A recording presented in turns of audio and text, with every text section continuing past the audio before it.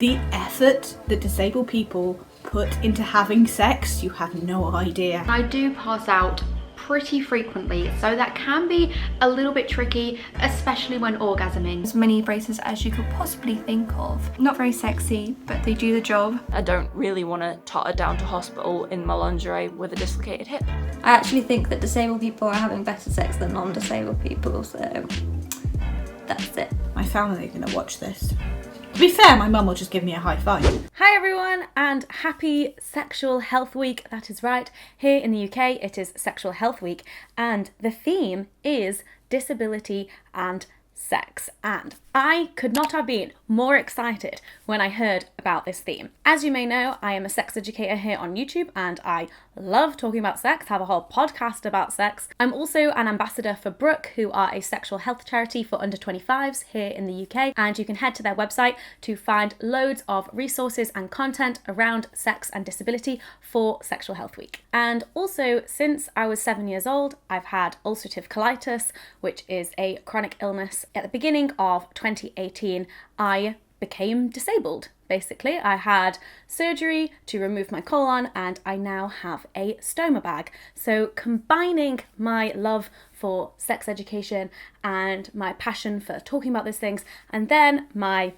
new body and my new health situation, over the last 2 years, I've been talking a lot more about the intersection between these two things, sex and disability. And here we are. Happy Sexual Health Week to me and to all of you. So over the last couple of years, I've been sharing different aspects of my journey and my story, but I thought that this would be a really great opportunity to include other voices of other disabled people, because there is no one size fits all. Every disabled person is different and everyone's sex life is different. There is so much to cover, so much. And we're not even going to cover it all in this one video. So what I did was I went to you guys.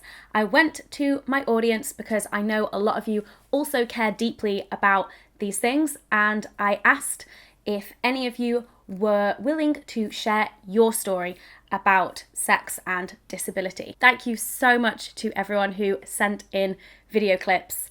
You are amazing. Seriously, I'm so grateful for you sharing your experience and putting yourself out there in that way. I really hope that people can relate to your stories and find some comfort in them. So thank you so much. It would not be Sexual Health Week without you. So the first question I asked was, what misconceptions do people have about disabled people and sex? Hi, my name is Ruby Jones. I'm 23 and I have Ehlers-Danlos syndrome. One of the main misconceptions about disabled people is that disabled people aren't sexual beings. Disabled people don't have sex.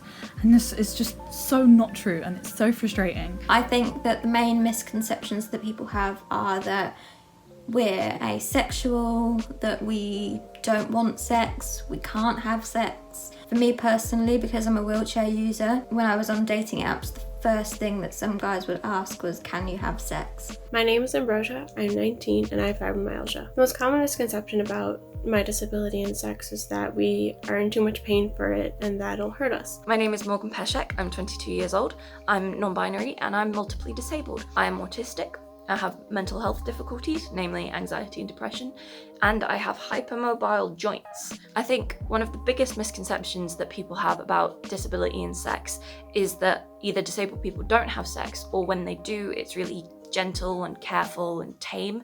And actually, in my experience, disabled people can have all sorts of different kinds of sex. I personally have a lot of really rough, kinky sex, and it just means that I have to be a little bit more careful than some people might. Hi, I'm Shelley, I'm 33 and I have Ehlers-Danlos syndrome. What misconceptions do people have about disabled people and sex?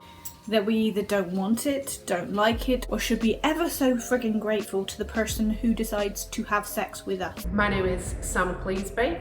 I'm a radio presenter. I blog about life with an ostomy bag and inflammatory bowel disease, and I also work for the disability charity Scope. For me, I think that having a chronic illness and being a patient and sort of being unwell for a long time, it can sort of change how you feel about yourself as a sexual being, but it really doesn't take any of it away. Hey, my name is Tori. I'm 19 and I have severe life-threatening food allergies. A lot of misconceptions people have about food allergies in relation to sex life is that they don't matter at all, but the truth is that they really do, because I have to think about whether or not my partner has had food that I'm severely allergic to, and if they have, we can't have any sexual interaction whatsoever, or I risk having a life-threatening allergic reaction. My name is Alex. I'm a webcam streamer and adult film star. I am 26 years old, and my disability is that I have an ileostomy. I had ulcerative colitis, which is a colon-specific autoimmune disorder. I'm very recently disabled. I have had bowel disease for my entire life, almost 2 decades of my life. My ostomy is really new, so I don't feel like I have experienced that many misconceptions, but I have experienced a lot of frustrations when people have fetishized my disability, especially being in sex work. I wanted to share a tweet I received on this topic from Radda's Gaming. She said, "So many people assume as soon as you get disabled, your sex life goes down the drain. But everyone with a disability adapts to their entire life, including sex. We find ways to make it work." And that, my friends, is so true. I would be lying to say that my sex life hasn't been impacted by my disability. It's hard to say, but I do feel like my sex drive has decreased since having my surgery. But who's to say if that is permanent or not? And my sex life is still very satisfying. Next, I asked, how does your disability affect your sex life, and what, if any, adjustments do you have to make? I've got a curved spine, so my back looks like this. I'm also a wheelchair user, as I said, so my legs don't work as well.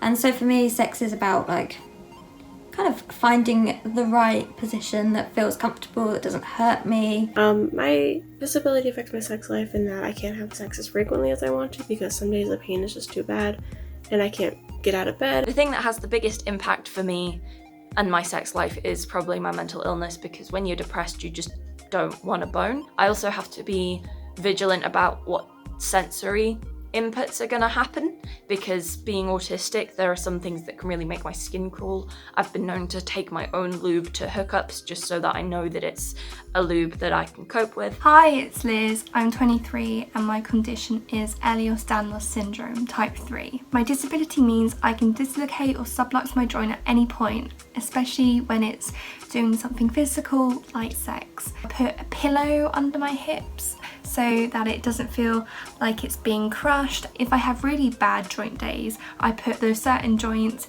in braces, like my shoulder brace, my elbow brace, wrist brace, knee brace, ankle brace, as many braces as you could possibly think of. Not very sexy, but they do the job. I'm a sex worker, so my sex life is actually my work life. I have invested in a lot of crotchless panties. It is really difficult to feel sexy with another person when I have this bag flapping around, and it's not really something that people automatically think is sexy. Being that I have EDS, that means that connective tissue in my body breaks down easily, which mainly affects my joints, such as my arms, my legs, everything. So as you can imagine, being very physical and having sex can be a bit awkward. I have to form partners of safe words in case I injure myself during sex. Hi, I'm Zoe. I'm 25 years old and I have postural orthostatic tachycardia syndrome, otherwise known as POTS, and I have hypermobility spectrum disorder. Usually I know when I'm having a flare-up or I know when I'm about to pass out. So if I'm experiencing any of those symptoms, it is probably not the time to be like, hey, let's go have sex. It kind of makes it difficult to have any kind of spontaneity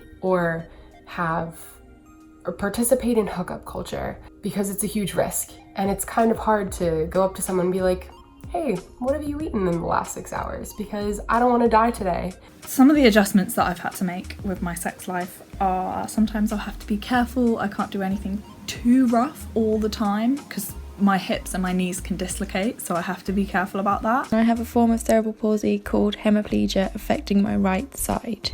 So that means I have limited use of my right arm and right leg. In terms of adjustments, I don't need any specific aids or anything. I'm just not flexible at all and I run out of energy quite a lot. So it tends to be quite vanilla. I have a ostomy bag. How does it affect my sex life? Well, I've been married for about 300 years, so I've been with the same guy for a long, long time. I think it affected my sex life because of my own perceptions and how I was feeling about my body at that time. But actually, it doesn't stop me doing anything that I did before. It was all about getting my own head around it. Be right back, I need another prop. Woo! Okay, so for me, this is where things get interesting. So first, to explain, this is a stoma bag. This bit here is what is attached to my body. I cut this hole open and my stoma sticks out of my body and into the bag, and then this is hanging off me. So, as you can imagine, this can get kind of annoying during sex. However, the genius people that make these things, there is Velcro. What? And there's a little Velcro bit here. And so I fold it in half, like so.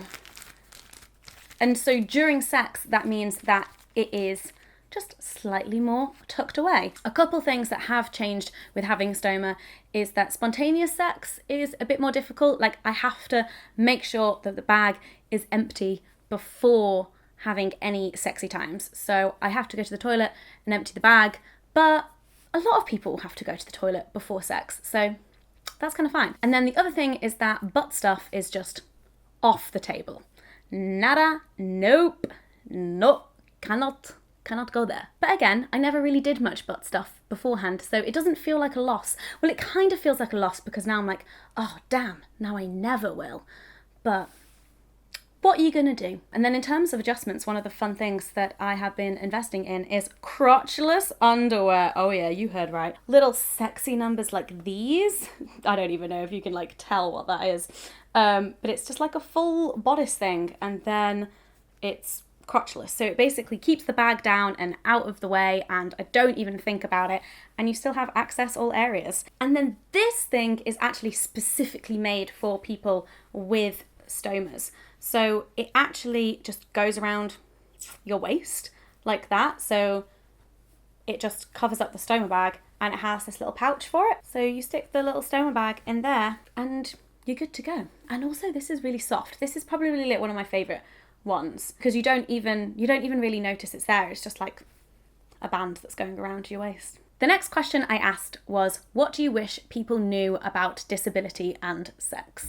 I wish other people knew that we love sex just as much as any normal person does. Or we may not love sex at all. I personally do. What people don't understand is that disabled people are sexual, and they're always going to find a way to have sex, even if that isn't the traditional sort of like vanilla proper way to have sex. Disabled people are going to find a way. I wish that people knew we want just as much love and affection as everybody else. I absolutely love being held. As with any relationship, it's all about talking about what you like, what you don't like. Like, I don't like my belly button being touched because as a baby I had lots of tubes go into it. I'm still sexually active. I have amazing orgasms. I wish that people knew that disabled people have as wide a variety of experiences of sex and sexuality as able people. We can be vanilla, we can be kinky, we can be queer, we can be adventurous, we can do all the things that able people do, with some caveats depending on our actual bodies and brains. I also wish that disabled people knew that it is okay to ask for adjustments in the bedroom. You're not being a pain in the ass. You are as entitled to sexual expression and enjoyable sexual experiences as everyone else.